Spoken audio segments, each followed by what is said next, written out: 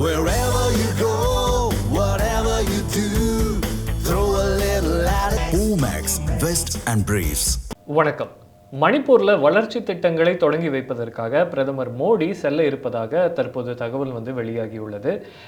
மணிப்பூருக்கு இத்தனை நாட்கள் செல்லாத பிரதமர் தற்போது திடீரென்று செல்வது பல கேள்விகளை எழுப்பியுள்ளது. இது தொடர்பான கூடுதல் தகவல்களை நமக்கு அளிப்பதற்காக தமிழ் ஜனம் டிஜிட்டல் பிரிவின் தலைவர் திரு ஆனந்த் டி பிரசாத் அவர்கள் நம்மோடு இணைந்திருக்கிறார்.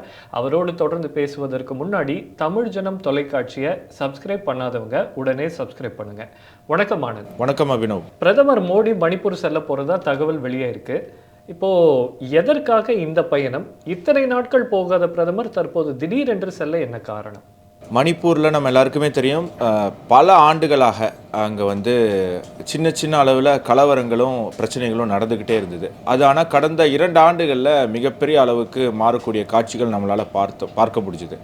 ஸோ ஒரு பிரதமரால் அங்கே போகக்கூடிய ஒரு சூழ்நிலை அந்த மாநிலத்தில் இல்லாமல் இருந்தது அப்படிங்கிறத பார்ப்போம். ஸோ அதெல்லாம் நம்ம தொடர்ந்து பார்க்குறதுக்கு முன்னாடி செப்டம்பர் 13ஆம் தேதி நீங்கள் சொன்ன மாதிரி பாரத பிரதமர் திரு நரேந்திர மோடி அவர்கள் மணிப்பூர் செல்கிறார். எதுக்கு செல்கிறாரு? அங்கே ஆல்ரெடி முடிந்த பல திட்டங்களை 1200 கோடி மதிப்பிலான முடிந்த பல நலத்திட்டங்களை துவக்கி வைக்கவும், மேலும் 1300 கோடிக்கான பல திட்டங்களுக்கு அடிக்கல் நாட்டவும் பிரதமர் போகிறார். ஒரு நாள் முழுக்க மணிப்பூரில் பல பகுதிகளுக்கு அவர் செல்ல இருக்கிறார். ஸோ எதிர்க்கட்சிகள் தொடர்ந்து திரு நரேந்திர மோடி அவர்கள் மீது வைத்த குற்றச்சாட்டு என்னன்னா, நீங்கள் சொன்ன மாதிரி அவர் அந்த கலவரம் அங்கே நடந்துக்கிட்டு இருக்கு, பிரதமராக அவர் ஒரு முறை கூட அங்கே போனதில்லை அப்படின்னு சொல்லி. நான் என்ன கேட்குறேன், மணிப்பூரில் நான் சொன்ன மாதிரி பல ஆண்டுகளாக இந்த பிரச்சனை போயிட்டுருக்கு. 30-35 வருஷமாக இந்த பிரச்சனை போயிட்டுருக்கு. எத்தனை பிரதமர் மணிப்பூருக்கு போயிருக்காங்க? முதல் கேள்வி. இரண்டாவது கேள்வி, பிரதமராக போயிருக்கணும், ஆனால் போக முடியல. ஆனால் பிரதமருக்கு பதிலாக அமித்ஷா போயிருக்கார், ஹோம் மினிஸ்டர் போயிருக்கார், அவர் தான் நம்பர் 2 மினிஸ்ட்ரியில் அவர் போயிருக்கார், பல அமைச்சர்கள் போயிருக்கார்.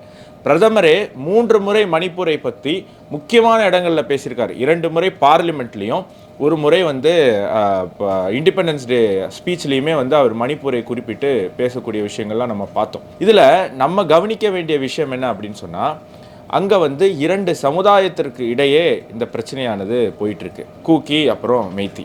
இந்த கூக்கி அப்படிங்கிறவங்க பெருவாரியாக கிறிஸ்துவர்களாக, பெருவாரியில் முழுவதும் கூக்கி சமுதாய மக்கள் கிறிஸ்துவ மக்கள். அவர்கள் மியான்மர்லேருந்து பல பேர் குடியேறியவர்கள், இல்லாட்டி வெளிநாடுகள்லேருந்து அந்த பகுதிக்கு போயிருக்கக்கூடியவர்கள் அப்படின்னு சொல்லப்படுது. மெய்த்தி மக்கள் அந்த ஊரை பூர்வீகமாக கொண்டவர்கள். ஸோ இந்த 2 தரப்புக்கு இடையே ஒரு பிரச்சனை நடக்குது. கூக்கி வெளிநாடுகளில் இருந்தோ இல்லை அண்டைய மாநிலங்களில் இருந்தோ அங்கே வந்திருந்தாலும் அவர்கள் பல ஆண்டுகளாக அங்கே வசித்து வராங்க. ஸோ இந்த 2 சமுதாயத்திற்கு இடையே ஒரு பிரச்சனை வரும்போது அதை உடனே ஏனோ தானோ அப்படின்னு சொல்லி இப்போ பல கட்சிகள் இந்துக்களுக்கும் இஸ்லாமியர்களுக்கும் ஒரு பிரச்சனைனா ஈஸியாக இஸ்லாமியர்கள் பக்கம் போயிடுறாங்களே, அந்த மாதிரி ஒரு நல்ல அரசால் அப்படி ஒரு ஒன் சைடு ஸ்டாண்ட் எடுக்க முடியாது. அப்போது அவங்க அதை மெதுவாக பேச்சுவார்த்தைகள் மூலமாக பல விஷயங்கள் அங்கே பண்ணிகிட்டு இருந்திருக்காங்க. இந்த 2 வருஷம் அதற்கான முயற்சிகள் தொடர்ந்து போயிட்டு இருந்திருக்கு. இது மட்டும் கிடையாது, இதற்கு இடையில இந்த 2 சமுதாயத்திற்கு இடையில இருந்த இந்த சின்ன பிரச்சனையை பூதாகரமாக மாறுவதற்கு மிக முக்கியமான காரணம், அங்கே மணிப்பூர் ஒரு போதைப் பொருளை தயாரிக்கக்கூடிய இல்லாட்டி அதை இயற்கையாக விளைவிக்கக்கூடிய ஒரு மாநிலமாக, பாப்பிஸ் அந்த வகை ட்ரக்ஸை விளைவிக்கக்கூடிய ஒரு மாநிலமாக அது பயன்படுத்தப்பட்டது. ஸோ அந்த ஒரு முயற்சிக்கு எதிராக அங்கிருந்த பிரன் சிங்கனுடைய ஆட்சி, பாஜகவினுடைய ஆட்சி ப்ளஸ் மத்தியில் இருந்த பாஜக ஆட்சி, இந்த 2 மத்திய மாநில அரசுகளும் இணைந்து நம்மளுடைய பாதுகாப்பு படையினருடைய உதவியோட அந்த ஒரு மாஃபியாவை அங்கே முற்றிலுமாக துடைத்து எறிவதற்கு முயற்சி பண்ணாங்க. அப்போ அந்த மாஃபியா என்ன பண்ணுது, ஏற்கனவே இருந்த 2 சமுதாயத்திற்கு இடையில இருந்த பிரச்சனையை பெரிதாக மாற்றி அதை ஒரு மதக்கலவரமாக மாற்றுவதற்கு முயற்சி பண்ணாங்க. முயற்சி பண்ணது மட்டும் கிடையாது, எதிர்க்கட்சிகள் தொடர்ந்து மோடி ஏன் போலன்னு கேட்டுட்டு இருந்தாங்கல்ல.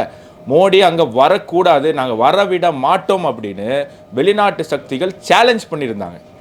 மோடியை நாங்கள் மணிப்பூரில் ஒருபோதும் காலை வைக்க விடமாட்டோம் அப்படின்னு வெளிநாட்டு சக்திகள் சவால் விட்ட நேரத்தில் தான் எதிர்க்கட்சிகள் மோடி அங்கே போயே ஆகணும் அப்படின்னு மோடிக்கு சவால் விட்டுட்டு இருந்தாங்க. நமக்கு தெரியும், நம்மளுடைய முன்னாள் பிரதமர் திரு ராஜீவ்காந்தி அவர்களுக்கு தமிழகத்தில் எல்டிடி அப்படிங்கிற பயங்கரவாத அமைப்பினால என்ன துயர சம்பவம் ஏற்பட்டது அப்படின்னு சொல்லி. இன்னைக்கு பல பேர் வந்து அந்த அமைப்பினுடைய ஃபோட்டோ, தலைவருடைய ஃபோட்டோலாம் டிஷர்ட்டில் போட்டு சுற்றிக்கிட்டு இருக்காங்க. அது ஒரு பயங்கரவாத அமைப்பு அப்படிங்கிற புரிதல் கூட அவங்களுக்கு இல்லை. ஆல்ரெடி நமக்கு அந்த மாதிரி ஒரு உதாரணம் இருக்கும்போது, மணிப்பூரில் அப்படி ஒரு பிரச்சனை நடக்கும்போது எப்படி பிரதமரால் அங்கே போக முடியும்? அதுவும் வெளிநாட்டு சக்திகள் டேரிங்காக வந்து சேலஞ்ச் பண்ணுறாங்க. அதை வந்து நம்மளுடைய இந்திய இராணுவம் ஒரு சேலஞ்சாக எடுத்து, நான் பல முக்கியமான அதிகாரிகளிடம் பேசக்கூடிய வாய்ப்பு எனக்கு கிடைத்தது. அது நம்மளுடைய பாதுகாப்பு படையினராக இருக்கட்டும், இல்லை வெளியுறவு கொள்கை துறை அமைச்சகத்தில் இருக்கிறவங்களாக இருக்கட்டும், அவங்க சொன்ன விஷயம், இதை இந்திய இராணுவத்தினுடைய அஸ்ஸாம் ரைஃபிள்ஸ் ஒரு சேலஞ்சாக எடுத்துக்கிட்டாங்க. நீ என்ன எங்கள் நாட்டு பிரதமரை எங்கள் நாட்டில் இருக்கிற ஒரு மாநிலத்தில் கால் குத்த விட மாட்டேன்னு சொல்கிறது, நாங்கள் வந்து எங்கள் பிரதமரை அங்கே கூட்டிகிட்டு வந்து நிற்க வச்சு காட்டுறோம் அப்படிங்கிற சேலஞ்ச் எடுத்துக்கிட்டு கடந்த 2 ஆண்டுகளாக அங்கே இருக்கக்கூடிய பல அந்நிய சக்திகளை பிடிப்பதும் அவர்களை நசுக்குவதும் போன்ற தேச நலன் சார்ந்த பல விஷயத்தில் இந்தியாவினுடைய பாதுகாப்பு படையினர், குறிப்பாக அஸ்ஸாம் ரைஃபிள்ஸ் ஈடுபட்டு தற்பொழுது பிரதமர் பாதுகாப்போட மணிப்பூர் போகக்கூடிய ஒரு வாய்ப்பை ஏற்படுத்தி கொடுத்துருக்காங்க. அது பிரதமர் அந்த 2 ஆண்டுகள் அங்கே போல அப்படின்னாலும் அந்த மாநிலத்துக்கு தேவையான பல விஷயங்கள் அங்கே நடந்துக்கிட்டே தான் இருந்தது. சமீபத்தில் நடந்து முடிந்த நாடாளுமன்ற தேர்தலும் அங்கே மிக சுமூகமாகவே நடைபெற்றதை நம்மளால் பார்க்க முடிஞ்சது.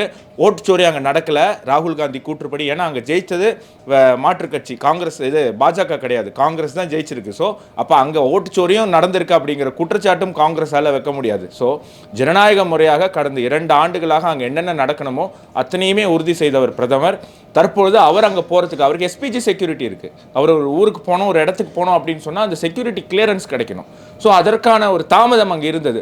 நம்மளுடைய பாதுகாப்பு படையினர் அஸ்ஸாம் ரைஃபிள்ஸ் அதை துல்லியமாக செய்து இன்று நம்மளுடைய பிரதமரை மணிப்பூருக்கு அவங்க கொண்டு போகிறதுக்கான ஒரு சூழ்நிலையை உருவாக்கியிருக்காங்க அப்படிங்கிறத நம்ம பார்க்கணும். விடும் தகவல்களை தெளிவாக பகிர்ந்தமைக்கு நன்றி ஆனந்த். நன்றி. ஜெய்ஹிந்த். நேயர்களே, இது போன்ற செய்திகளை உடனுக்குடன் தெரிந்து கொள்ள தமிழ் ஜனம் தொலைக்காட்சியுடன் இணைந்திருங்கள்.